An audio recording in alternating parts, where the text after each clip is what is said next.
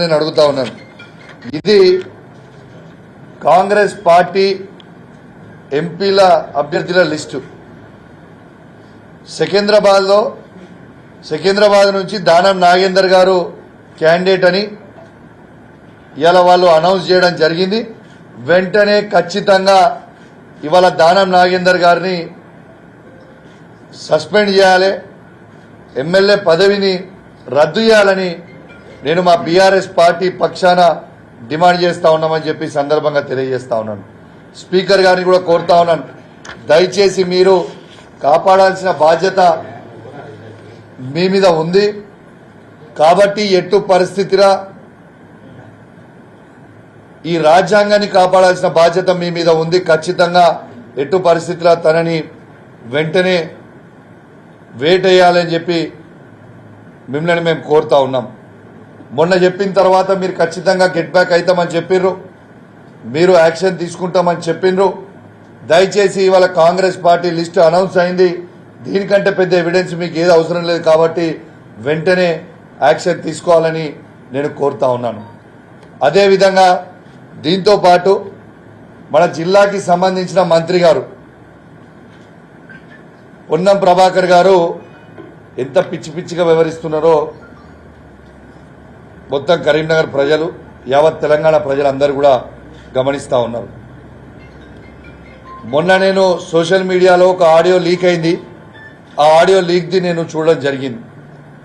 ఒక మంత్రిగా ఉండి ఒక శాసనసభ్యునిగా ఆడ ప్రజలు 2.5 లక్షల మంది హుజరాబాద్ నియోజకవర్గ ప్రజలు ఓట్లేస్తే నేను ఎమ్మెల్యేగా గెలవడం జరిగింది. ఎంత సిగ్గుచేటు అని నేను అడుగుతా ఉన్నాను. ఒక మంత్రి ఆర్డీఓ గారికి, ఎంఆర్ఓ గారికి కాన్ఫరెన్స్ కాల్ పెట్టి ఎట్టు పరిస్థితిలో మీరు ఎమ్మెల్యే గారి చేతి మీదకి కళ్యాణ లక్ష్మి చెక్కులు ఇస్తే మంచి పద్ధతి కాదు అనేది యావత్ తెలంగాణ ప్రజలందరూ కూడా విన్నారు. ఆడియో మంత్రి గారు మాట్లాడింది. నేను ఒకటే అడుగుతున్నా మంత్రి గారికి, అంటే హుజరాబాద్ నియోజకవర్గ ప్రజలకి వ్యతిరేకంగా నువ్వు చేయాలనుకున్నావా? ఏం చేయాలనుకుంటున్నావు? రెండోది, ఆర్డీఓ గారి మీద నేను సిఎస్కి కంప్లైంట్ చేసిన, యాక్షన్ తీసుకోవాలి అని చెప్పి ప్రభాకర్ గారు అన్నారు. నేను ఒక్కటే అడుగుతున్నా ప్రభాకర్ గారిని, నిన్నెందుకు బర్తరఫ్ చేయవద్దు? ఇవాళ నువ్వు ప్రమాణ స్వీకారం చేసేటప్పుడు ఏమని చేస్తారు? రాగ ద్వేషాలు లేకుండా మేము చేస్తామనేది కదా ప్రమాణం చేసింది. మరి చేసినప్పుడు ఇది తప్పు కదా నువ్వు చేసింది, నేను ఎందుకు బర్తరఫ్ చేయవద్దని నేను అడుగుతా ఉన్నాను. నేను పొన్నం ప్రభాకర్ గారికి కరీంనగర్ గడ్డ మీద నుంచి ఛాలెంజ్ విసురుతా ఉన్నాను. ఎందుకు అమాయకుడైన ఆర్డీఓ గారిని, ఎంఆర్ఓ గారిని ఎందుకు బలి చేద్దాం అనుకుంటున్నావు? నేను ఛాలెంజ్ కడుతున్నా నీకు. ఆర్డీఓ గారికి నాకు ఒక్క ఫోన్ కాల్ ఉన్నా కూడా గవర్నమెంట్ మీదే తీసుకోండి, ఒక్క ఫోన్ కాల్ కూడా ఉన్నా దేనికంటే దానికి ఛాలెంజ్. మీరు నాకు ఈ ఆడియో లీక్ అయింది నీ ఆఫీస్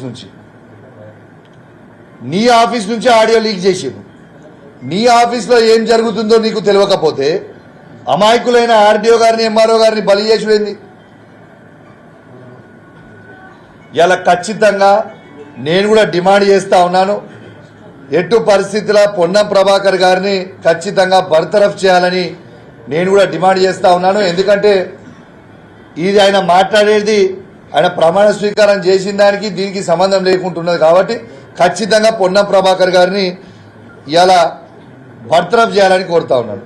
నిన్న కూడా ఇలా ఈయనకు ఎట్లయిపోయిందంటే, ఈయనకొకటి పెడదామనుకుంటున్న పేరు పొన్నం ప్రభాకర్ గారికి ఇవాళ నుంచి ఆవేశం స్టార్.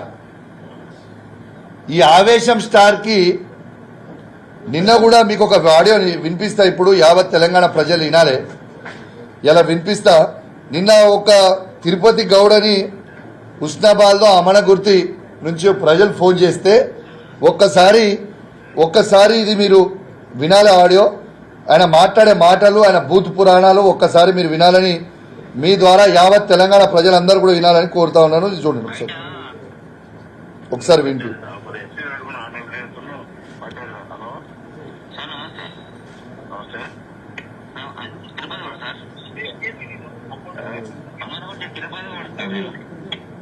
మాక్సిమం అది స్కూల్లో అది బయట గవర్నమెంట్ ల్యాండ్స్ వచ్చి ఉన్నాయి స్కూల్లో అది ఎందుకు ఇచ్చారు పర్మిషన్ బుద్ధిలేదా వేదనా కొడుకులకు ఎంతమంది ఇచ్చినప్పుడు ఎందుకు ఇచ్చి నేను తీసుకున్నా పర్మిషన్ అది మరొకటి నన్ను ఆపుతా అంటే రిక్వెస్ట్ చేస్తే ఆగుతా అడ్డుకుంటా అంటే ముట్టి వాళ్ళు కూడా నా కొడుకుల వల్ల రిక్వెస్ట్ నేను తమాషా చెబుతున్నా వచ్చిన నా కొడుకులు నేను ఇస్తున్నా నా పర్మిషన్ సబ్స్టేషన్ కు నా సొంతంగా గవర్నమెంట్ వాళ్ళు నలుగురు పిల్లలేరు ఊరు అంతా ఎవరు ఇచ్చిన పర్మిషన్ ఇచ్చారు. ఎవరైనా అడ్డుకునే ఇస్తారా ముట్టిపోక నేను కూడా అలవడతా చేయకూడదు. విన్నారు కదా ఇవాళ అవి ఏం మాటలండి నాకు అర్థం కాదు. ప్రజలు ఫోన్ చేస్తే కూడా అవి ఏం మాటలు, ఆ మాటలు చెప్పనికే కూడా నాకు సిగ్గు అనిపిస్తూ ఉంది. ఇవాళ మంత్రిగా ఎదిగినావు నువ్వు ఇట్లనే ఆగకుంటే నేను కరీంనగర్ పార్లమెంట్ ఎంపీగా గెలిపించినప్పుడు నువ్వు ఆగుడు లేకుంటే కరీంనగర్ నీ సొంత ఊర్లో డిపాజిట్ రాను అని విను. నీ సొంత ఉన్న వార్డ్ ఏరియాలో 23 ఓట్లు పడ్డ గొప్ప లీడర్వి నువ్వు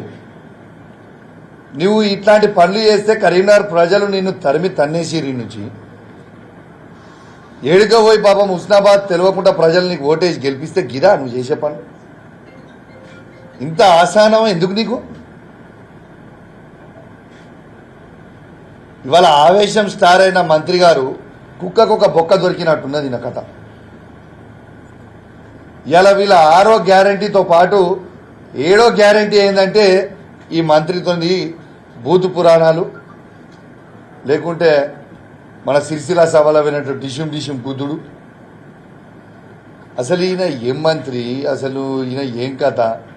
నీకు ప్రజలు ఒక గొప్ప అవకాశం ఇచ్చారు, దాన్ని సద్వినియోగం చేసుకో.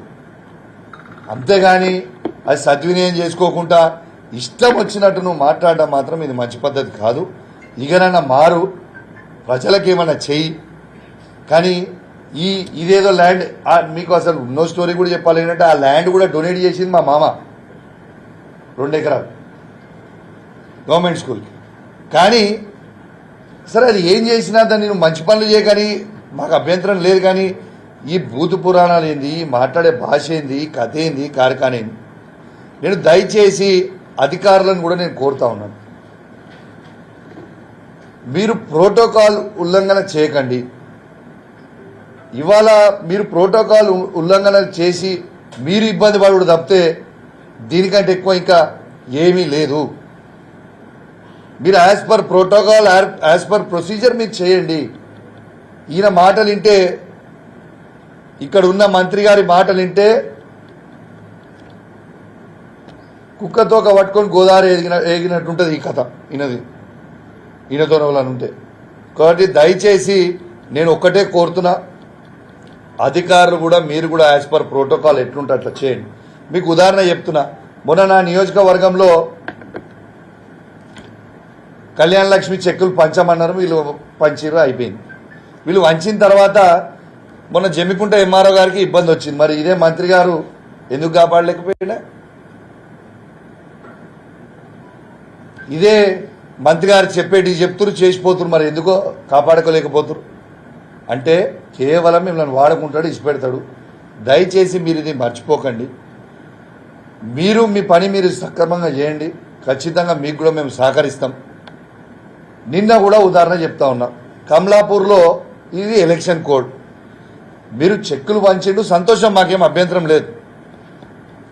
కానీ ఎలక్షన్ కోడ్లో నిన్న కూడా తీసుకుపోయి కమలాపూర్ మండలంలో 62 చెక్కులు, నిన్న కళ్యాణ లక్ష్మి చెక్కులు నేను ఇచ్చారు. ఓకే, సంతోషం, మీరు ఇచ్చిర్రు, మాకేం అభ్యంతరం లేదు. కానీ ఆ 62 చెక్కులతో పాటు కేసీఆర్ గారు ప్రవేశపెట్టిన 1,116 రూపాయలతో పాటు తులం బంగారం కూడా మీరు ఇస్తే బాగుండు కదా, అద్భుతంగా ఉండు కదా. కానీ నిన్న చెప్పక చేయక చెక్కులు వంచిరు, ఆగమాగం చేస్తున్నారు. ఎందుకు ఇంత ఆగమాగం ఎందుకు చేస్తున్నారు మీరు? ఇట్లా దయచేసి చేయకండి. మీరు పరిశానలో పడకుర్రి, మీరు ఆగమాగం కావద్దని దయచేసి మీకు కూడా విజ్ఞప్తి చేస్తూ ఉన్నాం. ఇవాళ పోలీస్ వాళ్ళకు కూడా చెప్తా ఉన్నాం, పోలీస్ వాళ్ళ పక్షాన కూడా ఇవాళ మేము మాట్లాడుతూ ఉన్నాం. ఇవాళ పిఆర్సీలు ఎన్ని కూడా పోలీస్ వాళ్ళ అందరికీ కూడా ఇవాళ మేము ఇప్పిస్తాం, మేము గవర్నమెంట్ రాగానే ఫస్ట్ రిలీజ్ చేస్తాం మీకు అని పోలీసు వాళ్ళకు కూడా చెప్పారు. ఇవాళ వాళ్ళకి ఇచ్చే అలవెన్సులు కానీ వాళ్ళకి వచ్చే బ్యాలెన్స్ అమౌంట్లు ఒక్కొక్కళ్ళకి కానిస్టేబుల్ దగ్గర నుంచి, ఎస్ఐ దగ్గర నుంచి, సిఐ గారి దగ్గర నుంచి, ఏసీపీ గారు, సిపి గారు, డీసీపీ గారు, పైనకి ఇంకా అధికారులందరికీ కూడా ఇవాళ ఎంతో రావాలి పిఆర్సీ. ఎందుకు ఇస్తలేమా? మీరు ఇప్పటి వరకు వాళ్ళకి ఎందుకు ఇస్తలేరని నేను అడుగుతా ఉన్నాను. ఇవాళ ఇక్కడ ఉన్న మంత్రి గారు ఎగిరెగిరి పడుతూ ఉంటారు.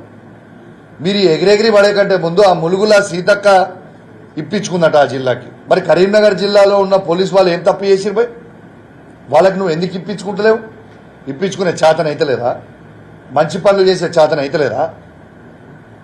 ఈ అరుషుడు కంటే, ఈ ఎగిరెగిరి వడుడు కంటే దయచేసి పోలీసు వాళ్ళ పక్షాన కూడా నేను అడుగుతా ఉన్నాను, ఖచ్చితంగా వాళ్ళకి ఇచ్చే అలవెన్సులు కావు, ఏవి పెండింగ్ ఏ ఉన్నాయో అన్నీ కూడా వెంటనే క్లియర్ చేయాలని నేను డిమాండ్ చేస్తూ ఉన్నాను. ఎందుకంటే నువ్వు ఎన్నికలలో మీరు ఇవన్నీ చెప్పినప్పుడు వాళ్ళు నమ్మిరు మీరు వెంటనే చేస్తారేమో అని. కాబట్టి దయచేసి వాళ్ళకు కూడా మీ అందరు కూడా వెంటనే వాళ్ళే ఏమున్నా కూడా మీరు రిలీజ్ చేయాలని కూడా ఇలా పోలీసు వాళ్ళ పక్షాన కూడా నేను డిమాండ్ చేస్తా ఉన్నానని చెప్పి సందర్భంగా తెలియజేస్తూ సెలవు తీసుకుంటా ఉన్నాను. జై తెలంగాణ, జై కేసీఆర్. అండ్ దీంతో పాటు ఒక్క నిమిషం, సారీ, దీంతో పాటు ఇవాళ ఖచ్చితంగా ఈ 17 పార్లమెంట్ సీట్లలో కరీంనగర్ పార్లమెంట్ సీటు ఫస్ట్ జెండా బీఆర్ఎస్ పార్టీ జెండా ఈ కరీంనగర్ గడ్డ మీదనే ఎగిరబోతా ఉందని చెప్పి కూడా ఈ సందర్భంగా తెలియజేస్తా ఉన్నాను. ఇవాళ మీరు ఎవరు ఊహించుకోని విధంగా ఇలా కరీంనగర్ పార్లమెంటు 1,00,000 మెజారిటీతో మేము గెలవబోతా ఉన్నాం. ఇది గ్యారంటీగా మీకు చెప్తా ఉన్నాను. ఇలా ఎక్కడ పోయినా కూడా ఇలా అద్భుతమైన రెస్పాన్స్ వస్తూ ఉంది. ఇలా రైతులైతే తలబట్టుకుంటా ఉన్నారు. అయ్యో ఎందుకు మేము కేసీఆర్ గారిని బొడగొట్టుకున్నాం, ఎందుకు కేసీఆర్ గారిని ఇలా దించడం, లబోదిబో మొత్తుకుంటా ఉన్నారు. ఇలా ఒక్కటే చెప్తా ఉన్నాను, ఇవన్నీ వద్దు, బై పంచాయతీలు గిరిగిగా వద్దు. కేసీఆర్ గారు ఉన్న 10 సంవత్సరాలలో ఏ ఒక్క రోజన్నా ఒక్క ఎకరం అన్నా ఎండిందా? ఏ ఒక్క ఎకరం కన్నా ఫ్రీ 24 గంటల కరెంట్ రాకుండా ఉన్నదా? ఏ ఒక్క రైతుకి రైతు బంధు రాకుండా ఉన్నదా? కేసీఆర్ గారు దిగిపోగానే నీళ్లు బంద్ అవుతాయి, కరెంటు బంద్ అవుతుంది, రైతు బంధు బంద్ అవుతుంది. ఇది కరెక్టా? అంటే మీకు ఆట రాక గజ్జలు బాగలేవన్నట్టున్నది మీ కథ. ఇవాళ కేసీఆర్ గారి కోసం ఖచ్చితంగా రైతులందరూ కూడా ఎక్కడ పోయినా కూడా అద్భుతంగా స్పందన ఇస్తూ ఉన్నాం. ఇవాళ ఎటు పరిస్థితిలా రైతులందరూ కూడా కేసీఆర్ గారు బలపరిచిన అభ్యర్థి అయిన బోయిన్పల్లి వినోద్ కుమార్ గారికి అద్భుతమైన ఓట్లు ఈ కరీంనగర్ పార్లమెంట్ నుంచే మళ్ళీ వేయబోతా ఉన్నాం. రైతులతో పాటు కూడా యువత కూడా ఖచ్చితంగా ఈసారి భారతదేశంలో ఎక్కడ లేని విధంగా ఇలా 2,02,000 ఉద్యోగాలు కేసీఆర్ గారు ఇచ్చింది నిజమని ఇలా యావత్ యువత కూడా ఇవాళ అర్థమైపోయింది. ఇలా ఆఖరికి కేసీఆర్ గారు ఇచ్చిన 30,000 ఉద్యోగాలు ఏవైతే మొత్తం రెడీ చేసి ఉండి అవి ఇవ్వాల్సినవి కూడా ఆ 30,000 ఉద్యోగాలు కూడా కేసీఆర్ గారు ఇచ్చినాయి. వాళ్ళు పత్రాలు ఇచ్చి మేము ఇచ్చినాం. ఎంత సిగ్గులేదంటే ఎవరికో పిల్లలు పుడితే నాకు పుట్టిరు అని ముద్దాడినట్టున్నది వాళ్ళ కథ. ఇలా మీరు నోటిఫికేషన్ ఎప్పుడు ఇచ్చిర్రు, మీరు షెడ్యూల్ ఎప్పుడు రిలీజ్ చేసిర్రు, పరీక్షలు ఎప్పుడు పెట్టిర్రు, మీరు ఎగ్జామ్లు ఎప్పుడు రాపిచ్చిర్రు, రిజల్ట్లు ఎప్పుడు ఇచ్చిర్రు? కేసీఆర్ గారు మీరు అవునన్నా కాదన్నా కేసీఆర్ గారు 2,02,000 ఉద్యోగాలు కేసీఆర్ గారు ఇచ్చింది నిజం. ఇది నేను ఛాలెంజ్ చేస్తా ఉన్నా, ఈ భారతదేశంలోనే ఏ ఒక్క రాష్ట్రంలో కేసీఆర్ గారి కంటే ఎక్కువ గవర్నమెంట్ ఉద్యోగాలు ఇచ్చినాయి మీరు చూపిస్తే నా ఎమ్మెల్యే పదవికి నేను రాజీనామా చేస్తా. ఇది వాస్తవం, నేను చెప్పింది. మీరు దయచేసి ఖచ్చితంగా యువత అంతా కూడా ఖచ్చితంగా కేసీఆర్ గారి వైపు చూస్తూ ఉన్నారు. రైతులందరూ కూడా కేసీఆర్ గారి వైపు చూస్తూ ఉన్నారు. ఇలా పెన్షన్దారులు కూడా అందరు కూడా ఖచ్చితంగా కేసీఆర్ గారికే ఓటేస్తాము అని నిర్ణయించుకున్నారు. ఎందుకంటే ఇలా 2000 రూపాయల పెన్షన్ కానివ్వండి, వికలాంగులకి 4000 రూపాయల పెన్షన్ కానివ్వండి, టెన్షన్గా ఇలా కేసీఆర్ గారు ఇస్తా ఉన్నది కూడా మీ అందరికీ కూడా తెలియజేస్తా ఉన్నాను. మీ అందరు కూడా అప్పుడు ఇచ్చిండు కేసీఆర్ గారు, వీళ్ళు 4000 రూపాయలు ఇస్తామని చెప్పిర్రు. ఏడాది దాకా 100 రోజులు అయిపోయినాయి. 4000 ఎక్కడ పోయినాయా? మీ 4000 ఎక్కడ పోయినాయి? ఎందుకు వేస్తలేరు? అచ్చా, ఇంకోటి కూడా చెప్పాలి మీ అందరికీ. నిన్న కళ్యాణ లక్ష్మి చెక్కులు వీడు ఇచ్చిన కాడ నేను కమలాపూర్ మండలం ఉప్పల్ గ్రామానికి మా మిత్రుడు మాన్సా ఇంకా మా యువ నాయకుడు వాళ్ళ ఇంటికి పోవడం జరిగింది.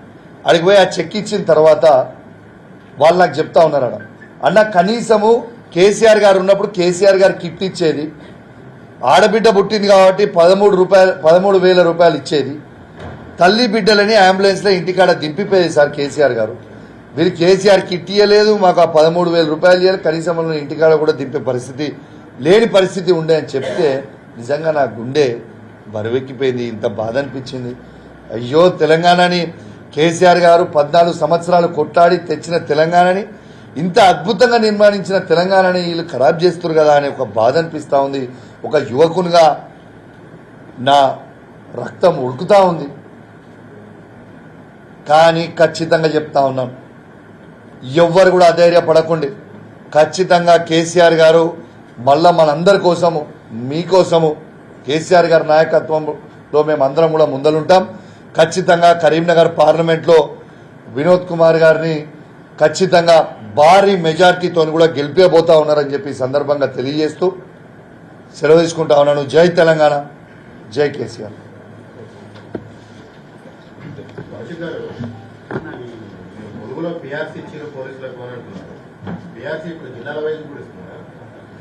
అంటే జిల్లాల వైజ్ కాదు బ్రదర్, రాష్ట్రం అంతా కూడా ఇవ్వాల్సిందే. ఒక్క నిమిషం, జిల్లాల వైజ్ కాదు, రాష్ట్ర వ్యాప్తంగా మొత్తం కూడా ఇవ్వాల్సిందే. మంత్రి గారు అక్కడ ఉన్నదానికి వాళ్ళ దగ్గర వాళ్ళ జిల్లాకి వాళ్ళు ఎంబడి వాడి వేయించుకున్నారు అనేది నాకున్న సమాచారం. అది వాళ్ళకి ఇవ్వాల్సింది జోనల్ వైజు, వాళ్ళకి ఇవ్వాల్సింది. సరే, రాష్ట్ర వ్యాప్తంగా ఉన్న వాళ్ళందరికీ ఇవ్వాల్సిందే కదా. అవును, ఐడియా ఉంది. ఏరియాస్ వాళ్ళకి ఇవ్వాల్సింది, ఎస్, వాళ్ళకి ఇవ్వాల్సిందే కదా. వాళ్ళకి ఒక్క జిల్లాగా మొత్తం అందరికి కూడా ఇవ్వాలనేది నేను అనే పాయింట్. వాళ్ళందరికీ కూడా అన్ని అలవెన్స్ ఇవ్వాలనేది నేను అనే పాయింట్. రాష్ట్ర వ్యాప్తంగా అమలు అవుతుంది.